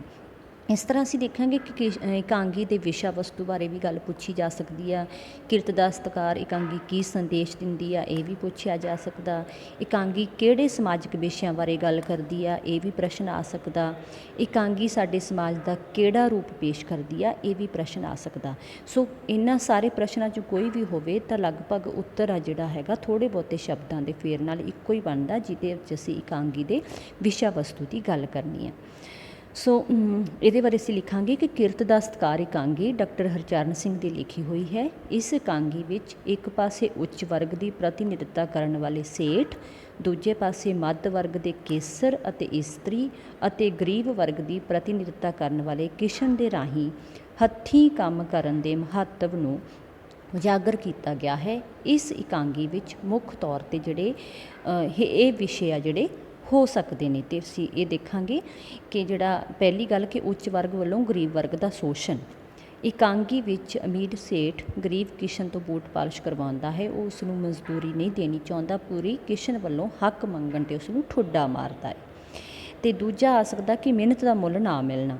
ਇਕਾਂਗੀ ਵਿੱਚ ਲੱਖਾਂ ਦਾ ਮਾਲਕ ਸੇਠ ਗਰੀਬ ਕਿਸ਼ਨ ਨੂੰ ਉਸਦੀ ਮਿਹਨਤ ਦਾ ਪੂਰਾ ਮੁੱਲ ਨਹੀਂ ਦਿੰਦਾ। ਇਸ ਤੋਂ ਸਾਨੂੰ ਸਾਡੇ ਸਮਾਜ ਵਿੱਚ ਮਿਹਨਤ ਦੀ ਜੋ ਲੁੱਟ ਖਸੁੱਟ ਹੋ ਰਹੀ ਆ ਉਸ ਦੇ ਬਾਰੇ ਵੀ ਪਤਾ ਚੱਲਦਾ। ਅਗਲਾ ਜਿਹੜਾ ਹੋ ਸਕਦਾ ਪੁਆਇੰਟ ਕਿ ਹੱਥੀਂ ਕੰਮ ਕਰਨ ਨੂੰ ਬੁਰਾ ਨਾ ਸਮਝਣਾ। ਕਿਸ਼ਨ ਸਕੂਲ ਵਿੱਚ ਪੜ੍ਹਾਈ ਵੀ ਕਰਦਾ ਅਤੇ ਫਿਰ ਮਜ਼ਦੂਰੀ ਵੀ ਕਰਦਾ। ਉਹ ਮਿਹਨਤ ਨਾਲ ਕਮਾਈ ਕਰਨ ਨੂੰ ਬੁਰਾ ਨਹੀਂ ਸਮਝਦਾ। ਸੋ ਅਗਲਾ ਪੁਆਇੰਟ ਹੋ ਸਕਦਾ ਹੱਕਾਂ ਪ੍ਰਤੀ ਸੁਚੇਤ ਹੋਣ ਦੀ ਲੋੜ। ਇਕਾਂਗੀ ਤੋਂ ਇਹ ਵੀ ਪਤਾ ਲੱਗਦਾ ਕਿ ਸਾਨੂੰ ਆਪਣੇ ਹੱਕਾਂ ਪ੍ਰਤੀ ਸੁਚੇਤ ਹੋਣਾ ਚਾਹੀਦਾ। ਜਦੋਂ ਸੇਠ ਕਿਸ਼ਨ ਨੂੰ ਉਸਦੀ ਪੂਰੀ ਮਜ਼ਦੂਰੀ ਨਹੀਂ ਦਿੰਦਾ ਤਾਂ ਉਹ ਆਪਣਾ ਹੱਕ ਮੰਗਦਾ ਹੈ। ਇਸ ਤਰ੍ਹਾਂ ਇਹ ਇਕਾਂਗੀ ਸਾਨੂੰ ਆਪਣੇ ਹੱਕਾਂ ਪ੍ਰਤੀ ਜਿਹੜਾ ਸੁਚੇਤ ਹੋਣ ਦਾ ਵੀ ਸੰਦੇਸ਼ ਦਿੰਦੀ ਹੈ। ਅਤੇ ਅੱਗੋਂ ਇਹ ਵੀ ਹੈ ਕਿ ਚੰਗੇ ਲੋਕਾਂ ਦੀ ਏਕਤਾ ਦੀ ਜ਼ਰੂਰਤ, ਇਹ ਵੀ ਸਾਨੂੰ ਇਸ ਇਕਾਂਗੀ ਤੋਂ ਪਤਾ ਲੱਗਦਾ ਹੈ ਕਿ ਜਦੋਂ ਇਸਤਰੀ, ਕੇਸਰ ਅਤੇ ਮਾਸਟਰ ਵਰਗੇ ਚੰਗੇ ਲੋਕ ਇਕੱਠੇ ਹੋ ਜਾਣ ਤਾਂ ਉਹ ਸੇਠ ਨੂੰ ਡਰਾ ਦਿੰਦੇ ਨੇ। ਸੇਠ ਨੂੰ ਕਿਸ਼ਨ ਨੂੰ ਉਸਦਾ ਬਣਦਾ ਹੱਕ ਦੇਣ ਲਈ ਮਜਬੂਰ ਹੋਣਾ ਪੈਂਦਾ। ਸੋ ਇਸ ਤਰ੍ਹਾਂ ਅਸੀਂ ਇਹ ਵੇਖਦੇ ਹਾਂ ਕਿ ਇਸ ਇਕਾਂਗੀ ਵਿੱਚ ਮਿਹਨਤ ਦਾ ਸਤਿਕਾਰ ਅਤੇ ਚੰਗਿਆਈ ਦੀ ਬੁਰਾਈ ਉੱਤੇ ਜਿੱਤ ਨੂੰ ਜਿਹੜਾ ਹੈਗਾ ਉਹ ਪੇਸ਼ ਕੀਤਾ ਗਿਆ ਹੈ। ਸੋ ਇਹ ਜਿਹੜੇ ਸਾਰੇ ਪੁਆਇੰਟ ਆ ਅਸੀਂ ਇਸ ਦੇ ਵਿਸ਼ਾ ਵਸਤੂ, ਇਸ ਦੇ ਸੰਦੇਸ਼ ਆਦਿ ਵਾਲੇ ਪ੍ਰਸ਼ਨਾਂ 'ਚ ਲਿਖ ਸਕਦੇ ਹਾਂ। ਬੱਸ ਸਟਾਪ ਦਾ ਦ੍ਰਿਸ਼ ਆਪਣੇ ਸ਼ਬਦਾਂ 'ਚ ਬਿਆਨ ਕਰੋ। ਇਹਦੇ ਬਾਰੇ ਆਪਾਂ ਪਹਿਲਾਂ ਵੀ ਗੱਲ ਕੀਤੀ ਆ। ਕਿਰਤ ਦਾ ਸਤਿਕਾਰ ਇਕਾਂਗੀ ਦਾ ਸਾਰਾ ਘਟਨਾਕ੍ਰਮ ਇੱਕ ਬੱਸ ਸਟੈਂਡ 'ਤੇ ਵਾਪਰਦਾ। ਇਹ ਬੱਸ ਸਟੈਂਡ ਸੰਨ 1955 ਵਿੱਚ ਦਿੱਲੀ ਦੀ ਇੱਕ ਬਸਤੀ ਦਾ। ਬੱਸ ਅੱਡੇ ਉੱਤੇ 3 ਬੰਦੇ ਅਤੇ 1 ਇਸਤਰੀ ਬੱਸ ਦੀ ਉਡੀਕ ਕਰ ਰਹੇ ਨੇ। ਸੋ ਇਹ ਜਿਹੜਾ ਹੈਗਾ ਤੁਹਾਨੂੰ ਅਭਿਆਸ ਦੇ ਵਿੱਚ ਵੀ ਪ੍ਰਸ਼ਨ ਜਿਹੜਾ ਬਣਦਾ ਹੈਗਾ, ਅਤੇ ਕਈ ਵਾਰੀ ਜਿਹੜੇ ਐਕਸਟਰਾ ਜੇ ਪ੍ਰਸ਼ਨ ਅਸੀਂ ਦੇਖੀਏ ਉੱਥੇ ਵੀ ਇਸ ਪ੍ਰਸ਼ਨ ਨੂੰ ਕਾਫੀ ਮਹੱਤਤਾ ਦਿੱਤੀ ਜਾਂਦੀ ਹੈ। ਅਗਲਾ ਹੈ ਜਿਹੜਾ ਇਹਦੇ 'ਚ ਹੋਰ ਕੌਣ ਕੌਣ ਸੀ। ਉਹਨਾਂ ਦੇ ਜਿਹੜੇ ਬੰਦੇ ਸੀ ਬੱਸ ਸਟਾਪ ਦੇ ਉੱਤੇ, ਇੱਕ ਮੋਟਾ ਸੇਠ ਸੀ ਜਿਸ ਨੇ ਦੁੱਧ ਚਿੱਟੀ ਟੋਪੀ, ਖੱਦਰ ਦੇ ਕੱਪੜੇ ਪਾਏ ਹੋਏ ਸਨ। ਉਹ ਲੇਟ ਹੋ ਜਾਣ ਕਰਕੇ ਕਾਹਲ ਅਤੇ ਘਬਰਾਹਟ ਵਿੱਚ ਹੈ। ਗੱਲਾਂ ਤੋਂ ਪਤਾ ਲੱਗਦਾ ਕਿ ਸੇਠ ਅਮੀਰ ਵਰਗ ਦਾ ਪਰ ਬਹੁਤ ਹੀ ਕੰਜੂਸ ਅਤੇ ਥੋੜ੍ਹੇ ਦਿਲ ਦਾ ਆਦਮੀ ਹੈ। ਉਸ ਦੇ ਨਾਲ ਉਸ ਦਾ ਮੁਨਸ਼ੀ ਚੁੰਨੀ ਲਾਲ ਵੀ ਖੜ੍ਹਾ ਹੈ। ਸੋ ਇਹ ਜਿਹੜਾ ਬੱਸ ਸਟੈਂਡ ਦਾ ਦ੍ਰਿਸ਼ ਆ ਉਹਦੇ ਵਿੱਚ ਇਹ ਗੱਲ ਵੀ ਅਸੀਂ ਦੱਸਣੀ ਆ ਕਿ ਉਹਨਾਂ ਲੋਕਾਂ ਦਾ ਕੀ ਹਾਲਤ ਹੈ ਜੋ ਉੱਥੇ ਖੜ੍ਹੇ ਨੇ। ਫਿਰ ਹੋਰ ਦੱਸਣਾ ਕਿ ਨਾਲ ਹੀ ਕੇਸਰ ਨਾਮ ਦਾ ਬੰਦਾ ਖੜ੍ਹਾ। ਕੇਸਰ ਗੱਲਾਂ ਤੋਂ ਖੁੱਲ੍ਹੇ ਸੁਭਾਅ ਦਾ ਅਤੇ ਮਜ਼ਾਕੀਆ ਕਿਸਮ ਦਾ ਲੱਗਦਾ। ਉਹ ਉਹਨਾਂ ਲੋਕਾਂ ਵਿੱਚੋਂ ਹੈ ਜੋ ਜ਼ਿੰਦਗੀ ਦਾ ਹਰ ਪਲ ਹੱਸ ਖੇਡ ਕੇ ਗੁਜ਼ਾਰਦੇ ਨੇ। ਚੌਥੀ, ਉੱਥੇ ਇੱਕ ਮੱਧ ਵਰਗੀ ਸੋਚ ਅਤੇ ਆਧੁਨਿਕ ਰੰਗ ਢੰਗ ਵਾਲੀ ਇਸਤਰੀ ਖੜ੍ਹੀ ਹੈ। ਉਹ ਵੀ ਮਜ਼ਾਕ ਨੂੰ ਬੁਰਾ ਨਹੀਂ ਸਮਝਦੀ ਅਤੇ ਬਹੁਤ ਸਹਿਜ ਹੋ ਕੇ ਗੱਲਾਂ ਬਾਤਾਂ ਕਰਦੀ ਹੈ। ਸੋ ਇਸ ਤਰੀਕੇ ਅਸੀਂ ਜਿਹੜਾ ਉੱਥੋਂ ਦੇ ਖੜ੍ਹੇ ਬੰਦਿਆਂ ਦਾ ਜ਼ਿਕਰ ਕਰਾਂਗੇ। ਅਤੇ ਨਾਲ ਹੀ ਦੱਸਾਂਗੇ ਕਿ ਉੱਥੇ ਫਿਰ ਇੱਕ ਸਵਾਰੀ ਆਉਂਦੀ ਹੈ ਜਿਹੜੀ 13 ਨੰਬਰ ਬੱਸ ਦਾ ਇੰਤਜ਼ਾਰ ਕਰ ਰਹੀਆਂ ਸਵਾਰੀਆਂ ਨੇ ਬਾਕੀ ਵੀ। ਇਸੇ ਤਰ੍ਹਾਂ ਉੱਥੇ ਇੱਕ ਬੂਟ ਪਾਲਿਸ਼ ਕਰਨ ਵਾਲਾ ਮੁੰਡਾ ਆਉਂਦਾ ਹੈ। ਉਸ ਮੁੰਡੇ ਦੇ ਆਉਣ ਨਾਲ ਹੀ ਜਿਹੜਾ ਇਕਾਂਗੀ ਦਾ ਅਗਲਾ ਘਟਨਾਕ੍ਰਮ ਸ਼ੁਰੂ ਹੁੰਦਾ। ਸਾਨੂੰ ਬੱਸ ਸਟੈਂਡ ਉੱਤੇ ਖੜ੍ਹੇ ਪਾਤਰਾਂ ਦੇ ਸੁਭਾਅ ਬਾਰੇ ਹੋਰ ਚੰਗੀ ਤਰ੍ਹਾਂ ਪਤਾ ਲੱਗਦਾ ਕਿਉਂਕਿ ਸਾਰੇ ਫਿਰ ਆਪਸ ਦੇ ਵਿੱਚ ਗੱਲਬਾਤ ਕਰਨ ਲੱਗਦੇ ਨੇ, ਜਿਸ ਤੋਂ ਫਿਰ ਸਾਨੂੰ ਜਿਹੜੇ ਪਾਤਰ ਆ ਉਹਨਾਂ ਦੇ ਹੋਰ ਕਰੈਕਟਰਿਸਟਿਕ ਜਿਹੜੇ ਹੈਗੇ ਆ ਉਹ ਸਾਹਮਣੇ ਆਉਂਦੇ ਨੇ, ਉਹਦੇ ਸੁਭਾਅ ਦੇ ਪੱਖ ਸਾਹਮਣੇ ਆਉਂਦੇ ਨੇ। ਕਿਸ਼ਨ ਦਾ ਜੇ ਪਾਤਰ ਚਿੱਤਰਨ ਕਰਨਾ ਹੋਵੇ ਉਹ ਕਿਵੇਂ ਕਰਾਂਗੇ ਕਿ ਕਿਸ਼ਨ ਕਿਰਤ ਦਾ ਸਤਿਕਾਰ ਇਕਾਂਗੀ ਦਾ ਮੁੱਖ ਪਾਤਰ ਹੈ। ਇਕਾਂਗੀ ਦਾ ਸਾਰਾ ਘਟਨਾਕ੍ਰਮ ਕ੍ਰਿਸ਼ਨ ਦੇ ਦੁਆਲੇ ਘੁੰਮਦਾ। ਉਹ ਗਰੀਬ ਸ਼੍ਰੇਣੀ ਨਾਲ ਸੰਬੰਧ ਰੱਖਦਾ। ਉਸਦੇ ਪਿਤਾ ਦੀ ਦੇਸ਼ ਦੀ ਵੰਡ ਸਮੇਂ ਮੌਤ ਹੋ ਗਈ ਸੀ। ਉਹ ਆਪਣੀ ਮਾਂ ਨਾਲ ਰਹਿੰਦਾ ਹੈ ਅਤੇ 9ਵੀਂ ਜਮਾਤ ਵਿੱਚ ਪੜ੍ਹਦਾ ਹੈ। ਇਹ ਅਸੀਂ ਪਹਿਲਾਂ ਇੰਟਰੋਡਕਟਰੀ ਗੱਲ ਕਿਸ਼ਨ ਦਾ ਪਾਤਰ ਚਿੱਤਰਨ ਜਦੋਂ ਲਿਖਣਾ ਉਹਦੇ ਬਾਰੇ ਕਰਾਂਗੇ। ਅਤੇ ਉਸ ਉਪਰੰਤ ਅਸੀਂ ਇਹ ਲਿਖਾਂਗੇ ਕਿ ਉਹ ਕੀ ਉਹਦੇ ਸੁਭਾਅ ਦੇ ਵਿੱਚ ਆ। ਮਿਹਨਤੀ ਆ ਉਹ। ਕਿਸ਼ਨ ਆਪਣੀ ਪੜ੍ਹਾਈ ਦਾ ਸਾਰਾ ਖਰਚ ਚੁੱਕਣ ਲਈ ਬੂਟ ਪਾਲਿਸ਼ ਕਰਦਾ। ਉਸਨੂੰ ਪਤਾ ਹੈ ਕਿ ਵਿਦੇਸ਼ਾਂ ਵਿੱਚ ਵੀ ਵਿਦਿਆਰਥੀ ਆਪ ਕਮਾਈ ਕਰਕੇ ਪੜ੍ਹਦੇ ਨੇ। ਅਗਲਾ ਪੱਖ ਉਹਦੇ ਸੁਭਾਅ ਦਾ ਹੋਏਗਾ ਲਾਲਚ ਨਾ ਕਰਨ ਵਾਲਾ। ਕਿਸ਼ਨ ਲਾਲਚੀ ਨਹੀਂ ਹੈ। ਉਹ ਕੇਵਲ ਓਨਾ ਹੀ ਕੰਮ ਕਰਦਾ ਹੈ ਜਿਸ ਨਾਲ ਉਹ ਆਪਣੀ ਫੀਸ ਅਤੇ ਕਿਤਾਬਾਂ ਜੋਗੇ ਪੈਸੇ ਕਮਾ ਲਵੇ। ਸੋ ਇਸ ਗੱਲ ਤੋਂ ਪਤਾ ਲੱਗਦਾ ਕਿ ਉਹ ਮਿਹਨਤੀ ਵੀ ਹੈ ਅਤੇ ਲਾਲਚ ਵੀ ਬਿਲਕੁਲ ਨਹੀਂ ਕਰਦਾ। ਉਹਦੇ ਸੁਭਾਅ ਦਾ ਜਿਹੜਾ ਅਗਲਾ ਪੱਖ ਹੈ ਉਹ ਹੈ ਕਿਰਤ ਦਾ ਸਤਿਕਾਰ ਕਰਨ ਵਾਲਾ। ਕਿਸ਼ਨ ਕਿਰਤ ਦਾ ਸਤਿਕਾਰ ਕਰਦਾ। ਉਹ ਹੱਥੀਂ ਕੰਮ ਕਰਨ ਨੂੰ ਬੁਰਾ ਨਹੀਂ ਸਮਝਦਾ, ਸਗੋਂ ਇਸ ਵਿੱਚ ਮਾਣ ਮਹਿਸੂਸ ਕਰਦਾ। ਅਤੇ ਉਹਦੇ ਸੁਭਾਅ ਦਾ ਜਿਹੜਾ ਅਗਲਾ ਪੱਖ ਹੈ ਉਹਦੇ ਚਰਿੱਤਰ ਦਾ ਦਿਆਲੂ ਹੈ। ਕਿਸ਼ਨ ਗਰੀਬ ਹੋਣ ਦੇ ਬਾਵਜੂਦ ਵੀ ਦਿਆਲੂ ਹੈ ਕਿਉਂਕਿ ਉੱਥੇ ਜਿਹੜੀ ਮੰਗਤੀ ਮਾਈ ਆਉਂਦੀ ਆ ਕਿਸ਼ਨ ਉਹਨੂੰ ਪੈਸੇ ਦਿੰਦਾ। ਕੇਸਰ ਸਗੋਂ ਇਸ ਗੱਲ ਦੇ ਉੱਤੇ ਹੈਰਾਨ ਹੁੰਦਾ ਕਿ ਇੱਕ ਗਰੀਬ, ਅਤੇ ਉਹ ਅੱਗੋਂ ਕਹਿੰਦਾ ਕਿ ਇੱਕ ਗਰੀਬ ਹੀ ਗਰੀਬ ਦਾ ਦੁੱਖ ਸਮਝ ਸਕਦਾ ਹੈ। ਸੋ ਇਸ ਤਰ੍ਹਾਂ ਉਹਦੇ ਦਿਆਲੂ ਹੋਣ ਦਾ ਪਤਾ ਲੱਗਦਾ। ਅੱਗੋਂ ਉਹਦਾ ਹੈ ਕਿ ਉਹ ਆਪਣੇ ਹੱਕਾਂ ਪ੍ਰਤੀ ਵੀ ਜਾਗਰੂਕ ਹੈ। ਕਿਸ਼ਨ ਆਪਣੇ ਹੱਕਾਂ ਪ੍ਰਤੀ ਜਾਗਰੂਕ ਹੈ। ਉਹ ਆਪਣੇ ਹੱਕ ਲਈ ਬੋਲਣਾ ਵੀ ਜਾਣਦਾ। ਜਦੋਂ ਸੇਠ ਉਸਨੂੰ ਪੂਰੀ ਮਜ਼ਦੂਰੀ ਨਹੀਂ ਦਿੰਦਾ ਤਾਂ ਉਹ ਹੱਕ ਲਈ ਆਪਣੇ ਪੈਸੇ ਮੰਗਦਾ। ਅਤੇ ਇਸ ਤਰ੍ਹਾਂ ਜਿਹੜਾ ਕਿਸ਼ਨ ਆ ਉਹਦੇ ਮਿਹਨਤੀ, ਲਾਲਚ ਨਾ ਕਰਨ ਵਾਲਾ, ਕਿਰਤ ਦਾ ਸਤਿਕਾਰ ਕਰਨ ਵਾਲਾ, ਦਿਆਲੂ ਅਤੇ ਆਪਣੇ ਹੱਕਾਂ ਪ੍ਰਤੀ ਜਾਗਰੂਕ ਮੁੰਡਾ ਹੋਣ ਦੀ ਜਿਹੜੀ ਗੱਲ ਆ ਉਹ ਪਤਾ ਲੱਗਦੀ ਹੈ। ਸੋ ਇਹ ਸਾਰੀਆਂ ਗੱਲਾਂ ਦਾ ਅਸੀਂ ਜਿਹੜਾ ਉੱਥੇ ਵਿਸ਼ੇਸ਼ ਤੌਰ 'ਤੇ ਜ਼ਿਕਰ ਕਰਾਂਗੇ। ਅੱਗੋਂ ਸੇਠ ਦਾ ਚਿੱਤਰਨ, ਉਹਦੇ ਬਾਰੇ ਵੀ ਇੰਟਰੋਡਕਟਰੀ ਗੱਲ ਕਰਾਂਗੇ ਕਿ ਸੇਠ ਕਿਰਤ ਦਾ ਸਤਿਕਾਰ ਇਕਾਂਗੀ ਦਾ ਪ੍ਰਮੁੱਖ ਪਾਤਰ ਹੈ। ਉਸ ਦੀ ਇਕਾਂਗੀ ਦੇ ਮੁੱਖ ਪਾਤਰ ਕਿਸ਼ਨ ਨਾਲ ਬਹਿਸ ਤੋਂ ਹੀ ਸਾਰਾ ਘਟਨਾਕ੍ਰਮ ਅੱਗੇ ਵੱਧਦਾ ਹੈ। ਉਹ ਸਮਾਜ ਦੇ ਅਜਿਹੇ ਅਮੀਰ ਵਰਗ ਦੀ ਪ੍ਰਤੀਨਿਧਤਾ ਕਰਦਾ ਜਿਹੜਾ ਗਰੀਬਾਂ ਦਾ ਸ਼ੋਸ਼ਣ ਕਰਦਾ। ਇੰਨੀ ਜਿਹੜੀ ਗੱਲ ਆ ਅਸੀਂ ਉਹਦੇ ਇਸ ਪ੍ਰਸ਼ਨ ਦੇ ਸੇਠ ਦਾ ਪਾਤਰ ਚਿੱਤਰਨ ਵਾਲਾ ਜਿਹੜਾ ਪ੍ਰਸ਼ਨ ਆ ਉਹਦੇ ਉੱਤਰ ਦੀ ਇੰਟਰੋਡਕਸ਼ਨ ਦੇ ਵਿੱਚ ਗੱਲ ਕਰਾਂਗੇ। ਅੱਗੋਂ ਦੇ ਸੁਭਾਅ ਦੇ ਹੋਰ ਪੱਖ ਦੇਖਾਂਗੇ ਚਰਿੱਤਰ ਦੇ ਕਿ ਪੈਸੇ ਨੂੰ ਪਿਆਰ ਕਰਨ ਵਾਲਾ। ਸੇਠ ਪੈਸੇ ਨੂੰ ਬਹੁਤ ਪਿਆਰ ਕਰਦਾ ਹੈ। ਉਹ ਹਰ ਚੀਜ਼ ਨੂੰ ਪੈਸੇ ਦੇ ਨਜ਼ਰੀਏ ਤੋਂ ਪਰਖ ਕੇ ਹੀ ਫੈਸਲਾ ਕਰਦਾ ਹੈ। ਕੰਜੂਸ ਹੈ ਸੇਠ ਬਹੁਤ ਕੰਜੂਸ ਹੈ। ਲੇਟ ਹੋਣ ਕਰਕੇ ਉਸ ਦਾ ਨੁਕਸਾਨ ਹੋ ਰਿਹਾ ਹੈ, ਪਰ ਫਿਰ ਵੀ ਉਹ ਟੈਕਸੀ ਦੇ ਪੈਸੇ ਭਰਨ ਨੂੰ ਤਿਆਰ ਨਹੀਂ। ਇਸ ਗੱਲ ਤੋਂ ਪਤਾ ਲੱਗਦਾ ਹੈ ਕਿ ਸੇਠ ਹੈ ਜਿਹੜਾ ਬਹੁਤ ਹੀ ਜ਼ਿਆਦਾ ਕੰਜੂਸ ਸੁਭਾਅ ਦਾ ਮਾਲਕ ਹੈ ਕਿ ਲੇਟ ਹੋਣ 'ਤੇ ਘਬਰਾ ਵੀ ਰਿਹਾ ਪਰ ਟੈਕਸੀ ਦੇ ਪੈਸੇ ਦੇਣ ਨੂੰ ਤਿਆਰ ਨਹੀਂ। ਉਹਦੇ ਸੁਭਾਅ ਦਾ ਅਗਲਾ ਪੱਖ ਹੈ ਕਿ ਥੋੜ੍ਹੇ ਦਿਲ ਵਾਲਾ। ਅਮੀਰ ਹੋਣ ਦੇ ਬਾਵਜੂਦ ਸੇਠ ਦਾ ਦਿਲ ਬਹੁਤ ਥੋੜ੍ਹਾ। ਅਖਬਾਰ ਵਿੱਚ ਸੋਨੇ ਚਾਂਦੀ ਦੇ ਭਾਅ ਡਿੱਗੇ ਵੇਖ ਕੇ ਉਹ ਆਪਣਾ ਸਿਰ ਪਿੱਟਣਾ ਸ਼ੁਰੂ ਕਰ ਦਿੰਦਾ ਹੈ। ਬੂਟ ਪਾਲਿਸ਼ ਕਰਵਾਉਣ ਦਾ ਫੈਸਲਾ ਕਰਨ ਲਈ ਵੀ ਉਹ ਬਹੁਤ ਹੀ ਜ਼ਿਆਦਾ ਸੋਚਦਾ ਹੈ। ਇਹਨਾਂ ਦੋਨਾਂ ਗੱਲਾਂ ਤੋਂ ਉਹਦੇ ਥੋੜ੍ਹੇ ਦਿਲ ਵਾਲੇ ਹੋਣ ਦਾ ਪਤਾ ਲੱਗਦਾ ਹੈ। ਜਦ ਕਿ ਸਧਾਰਨ ਮੱਧ ਵਰਗੀ ਜਿਹੜੇ ਇਸਤਰੀ ਅਤੇ ਕੇਸਰ ਹੁੰਦੇ ਨੇ ਉਹ ਉਸ ਗਰੀਬ ਮੁੰਡੇ ਦੀ ਮਦਦ ਕਰਨ ਲਈ ਝਟਪਟ ਆਪਣੇ ਬੂਟ ਪਾਲਿਸ਼ ਕਰਵਾ ਲੈਂਦੇ ਨੇ, ਪਰ ਸੇਠ ਇਸ ਗੱਲ ਲਈ ਬਹੁਤ ਜ਼ਿਆਦਾ ਸੋਚਦਾ। ਅੱਗੋਂ ਉਹ ਦੂਜਿਆਂ ਦਾ ਹੱਕ ਮਾਰਨ ਵਾਲਾ। ਬੂਟ ਪਾਲਿਸ਼ ਕਰਨ ਵਾਲਾ ਮੁੰਡਾ ਉਸ ਤੋਂ ਮਿਹਨਤ ਦੀ ਦੁਆਨੀ ਮੰਗਦਾ ਹੈ। ਸੇਠ ਉਸਨੂੰ ਕੇਵਲ ਇੱਕ ਆਨਾ ਦਿੰਦਾ ਹੈ। ਜਦੋਂ ਮੁੰਡਾ ਆਪਣੀ ਮਿਹਨਤ ਦਾ ਹੱਕ ਮੰਗਦਾ ਅਤੇ ਉਸਨੂੰ ਕਹਿੰਦਾ ਕਿ ਮੈਂ ਕੋਈ ਖੈਰ ਨਹੀਂ ਮੰਗੀ, ਮੈਂ ਆਪਣੀ ਮਿਹਨਤ ਦਾ ਮੁੱਲ ਮੰਗਿਆ, ਤਾਂ ਉਹ ਉਸ ਨੂੰ ਗੁੱਸੇ ਵਿੱਚ ਆ ਕੇ ਜਿਹੜਾ ਸੇਠ ਹੁੰਦਾ ਉਹਦੇ ਠੁੱਡਾ ਮਾਰਦਾ। ਇਸ ਗੱਲ ਤੋਂ ਪਤਾ ਲੱਗਦਾ ਕਿ ਜਿਹੜਾ ਸੇਠ ਹੈ ਉਹ ਦੂਸਰਿਆਂ ਦਾ ਜਿਹੜਾ ਹੱਕ ਮਾਰਨ ਵਾਲਾ, ਜਿਵੇਂ ਕਿ ਉਹਨੇ ਉਸ ਮੁੰਡੇ ਦਾ ਮਾਰਿਆ। ਸੋ ਅੱਗੋਂ ਉਹ ਪੁਲਿਸ ਤੋਂ ਡਰਨ ਵਾਲਾ। ਸੇਠ ਪੁਲਿਸ ਤੋਂ ਵੀ ਡਰਦਾ। ਸਕੂਲ ਦਾ ਮਾਸਟਰ ਜਦੋਂ ਉਸ ਨੂੰ ਮਜ਼ਦੂਰੀ ਨਾ ਦੇਣ ਅਤੇ ਮੁੰਡੇ ਨੂੰ ਮਾਰਨ ਕਰਕੇ ਥਾਣੇ ਲਿਜਾਣ ਦੀ ਧਮਕੀ ਦਿੰਦਾ ਤਾਂ ਉਹ ਡਰ ਕੇ ਪੈਸੇ ਦੇਣ ਲਈ ਤਿਆਰ ਹੋ ਜਾਂਦਾ। ਉਹ 100 ਰੁਪਇਆ ਦੇ ਕੇ ਆਪਣੀ ਜਾਨ ਬਚਾਉਂਦਾ। ਇਸ ਤਰ੍ਹਾਂ ਜਿਹੜਾ ਗਰੀਬ ਵਰਗ ਨਾਲ ਸੰਬੰਧ ਰੱਖਣ ਵਾਲਾ, ਪੈਸੇ ਨੂੰ ਪਿਆਰ ਕਰਨ ਵਾਲਾ, ਕੰਜੂਸ, ਥੋੜ੍ਹੇ ਦਿਲ ਵਾਲਾ, ਦੂਜਿਆਂ ਦਾ ਹੱਕ ਮਾਰਨ ਵਾਲਾ ਅਤੇ ਪੁਲਿਸ ਤੋਂ ਡਰਨ ਵਾਲਾ ਪਾਤਰ ਹੈ ਜੋ ਸੇਠ ਹੈ। ਠੀਕ ਹੈ। ਇਸੇ ਤਰ੍ਹਾਂ ਹੀ ਬੇਟੇ ਕੇਸਰ ਦਾ ਪਾਤਰ ਚਿੱਤਰਨ ਹੈ ਜੋ ਉਹ ਅਸੀਂ ਦੇਖਾਂਗੇ ਕਿ ਕੇਸਰ ਕਿਰਤ ਦਾ ਸਤਿਕਾਰ ਇਕਾਂਗੀ ਦਾ ਪ੍ਰਮੁੱਖ ਪਾਤਰ ਹੈ। ਉਹ ਬੱਸ ਸਟੈਂਡ 'ਤੇ ਬੱਸ ਦਾ ਇੰਤਜ਼ਾਰ ਕਰ ਰਹੇ ਲੋਕਾਂ ਵਿੱਚੋਂ ਇੱਕ ਹੈ। ਉਹਦੇ ਸੁਭਾਅ ਦੀ ਗੱਲ ਕਰੀਏ ਤਾਂ ਉਹ ਹਸਮੁਖ ਹੈ। ਕੇਸਰ ਹਸਮੁਖ ਸੁਭਾਅ ਦਾ ਬੰਦਾ। ਉਹ ਉਹਨਾਂ ਲੋਕਾਂ 'ਚੋਂ ਹੈ ਜੋ ਮੁਸ਼ਕਿਲਾਂ ਦੇ ਬਾਵਜੂਦ ਵੀ ਜ਼ਿੰਦਗੀ ਨੂੰ ਖੁਸ਼ੀ ਨਾਲ ਗੁਜ਼ਾਰਨਾ, ਹੱਸ ਤੁਸ ਕੇ ਗੁਜ਼ਾਰਨਾ ਜਿਹੜਾ ਪਸੰਦ ਕਰਦੇ ਨੇ। ਸੋ ਜੇ ਅਸੀਂ ਉਸ ਦੇ ਸੁਭਾਅ ਦੇ ਹੋਰ ਪੱਖਾਂ ਦੀ, ਚਰਿੱਤਰ ਦੇ ਹੋਰ ਪੱਖਾਂ ਦੀ ਗੱਲ ਕਰੀਏ ਤਾਂ ਉਹ ਮਜ਼ਾਕੀਆ ਸੁਭਾਅ ਵਾਲਾ। ਕੇਸਰ ਬਹੁਤ ਮਜ਼ਾਕੀਆ ਸੁਭਾਅ ਦਾ ਹੈ। ਉਹ ਬੱਸ ਸਟੈਂਡ 'ਤੇ ਖੜੀ ਇਸਤਰੀ, ਸੇਠ ਅਤੇ ਹੋਰ ਲੋਕਾਂ ਨਾਲ ਵੀ ਮਜ਼ਾਕ ਕਰਦਾ ਹੈ। ਉਸ ਦੇ ਸੁਭਾਅ ਕਰਕੇ ਇਕਾਂਗੀ ਦਾ ਮਾਹੌਲ ਆ ਜਿਹੜਾ ਖੁਸ਼ਗਵਾਰ ਬਣ ਜਾਂਦਾ ਹੈ। ਅੱਗੋਂ ਅਸੀਂ ਦੇਖਦੇ ਹਾਂ ਕਿ ਉਹ ਵਿਅੰਗ ਕਰਨ ਵਾਲਾ ਵੀ ਹੈ। ਇਕਾਂਗੀ ਵਿੱਚ ਮਜ਼ਾਕ ਕਰਦੇ ਕਰਦੇ ਕੇਸਰ ਸੇਠ ਉੱਤੇ ਬਹੁਤ ਸਾਰੇ ਵਿਅੰਗ ਕੱਸਦਾ ਸਾਨੂੰ ਨਜ਼ਰ ਆਉਂਦਾ ਹੈ ਬਾਰ-ਬਾਰ। ਤਾਂ ਇਸ ਤਰ੍ਹਾਂ ਅਸੀਂ ਦੇਖਦੇ ਹਾਂ ਕਿ ਉਹ ਵਿਅੰਗ ਕਰਨ ਵਾਲਾ ਵਿਅਕਤੀ ਹੈ। ਖੁੱਲ੍ਹੇ ਦਿਲ ਵਾਲਾ ਵੀ ਆ ਕੇਸਰ ਖੁੱਲ੍ਹੇ ਦਿਲ ਦਾ। ਉਹ ਮੁੰਡੇ ਤੋਂ ਬੂਟ ਪਾਲਿਸ਼ ਕਰਵਾਉਣ ਲੱਗੇ ਜ਼ਿਆਦਾ ਨਹੀਂ ਸੋਚਦਾ ਜਿਵੇਂ ਕਿ ਸੇਠ ਸੋਚਦਾ। ਅੱਗੋਂ ਗਲਤ ਦੇ ਖਿਲਾਫ ਬੋਲਣ ਵਾਲਾ ਵੀ ਹੈ। ਜਦੋਂ ਸੇਠ ਮੁੰਡੇ ਨੂੰ ਮਜ਼ਦੂਰੀ ਨਹੀਂ ਦਿੰਦਾ ਤਾਂ ਉਲਟਾ ਉਸ ਨੂੰ ਬੂਟ ਮਾਰਦਾ ਹੈ ਤਾਂ ਸੇਠ ਦੇ ਖਿਲਾਫ ਜਿਹੜਾ ਕੇਸਰ ਉਹ ਬੋਲਦਾ ਹੈ। ਇਸ ਤਰ੍ਹਾਂ ਅਸੀਂ ਦੇਖਦੇ ਹਾਂ ਕਿ ਕੇਸਰ ਇਕਾਂਗੀ ਵਿੱਚ ਇੱਕ ਹਸਮੁਖ, ਮਜ਼ਾਕੀਆ ਸੁਭਾਅ ਵਾਲਾ, ਵਿਅੰਗ ਕਰਨ ਵਾਲਾ, ਖੁੱਲ੍ਹੇ ਦਿਲ ਵਾਲਾ ਅਤੇ ਗਲਤ ਦੇ ਖਿਲਾਫ ਬੋਲਣ ਵਾਲਾ ਪਾਤਰ ਹੈ। ਇੱਦਾਂ ਅਸੀਂ ਇਸਤਰੀ ਪਾਤਰ ਚਿੱਤਰਨ ਕਰਦੇ ਹਾਂ। ਇਸਤਰੀ ਕਿਰਤ ਦਾ ਸਤਿਕਾਰ ਕਰਨ ਜਿਹੜਾ ਇਕਾਂਗੀ ਆ ਉਹਦੀ ਇੱਕ ਪਾਤਰ ਆ। ਉਹ ਬੱਸ ਸਟੈਂਡ 'ਤੇ ਖੜੀ ਇੰਤਜ਼ਾਰ ਕਰ ਰਹੇ ਲੋਕਾਂ ਵਿੱਚੋਂ ਇੱਕ ਹੈ। ਉਹਦੇ ਚਰਿੱਤਰ ਦੀ ਗੱਲ ਕਰੀਏ ਤਾਂ ਉਹ ਮੱਧ ਵਰਗ ਸੋਚ ਵਾਲੀ ਹੈ। ਉਹ ਮੱਧ ਵਰਗੀ ਸੋਚ ਵਾਲੀ ਔਰਤ ਦੀ ਭੂਮਿਕਾ ਨਿਭਾਉਂਦੀ ਹੈ। ਬੂਟ ਪਾਲਿਸ਼ ਕਰਨ ਵਾਲੇ ਮੁੰਡੇ ਨੂੰ ਦੇਖ ਕੇ ਕਹਿੰਦੀ ਹੈ ਕਿ ਅਜਿਹੇ ਲੋਕ ਹੁਸ਼ਿਆਰ ਹੁੰਦੇ ਨੇ, ਜਿੱਥੇ ਲੋਕ ਉਡੀਕ ਕਰ ਰਹੇ ਹੋਣ ਤਾਂ ਉੱਥੇ ਪੁੱਜ ਜਾਂਦੇ ਨੇ। ਇਸ ਤੋਂ ਉਸਦੇ ਮੱਧ ਵਰਗੀ ਸੋਚ ਦਾ ਪਤਾ ਲੱਗਦਾ।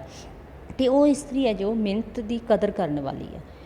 ਤੇ ਉਹ ਮਿਹਨਤ ਦੀ ਕਦਰ ਕਰਦੀ, ਕਿਸ਼ਨ ਨੂੰ ਬੂਟ ਪਾਲਿਸ਼ ਕਰਨ ਤੇ ਉਹ ਚੰਗੀ ਮਜ਼ਦੂਰੀ ਦਿੰਦੀ ਹੈ। ਉਹ ਉਸ ਦੀ ਮਿਹਨਤ ਦੀ ਤਾਰੀਫ ਵੀ ਕਰਦੀ ਹੈ।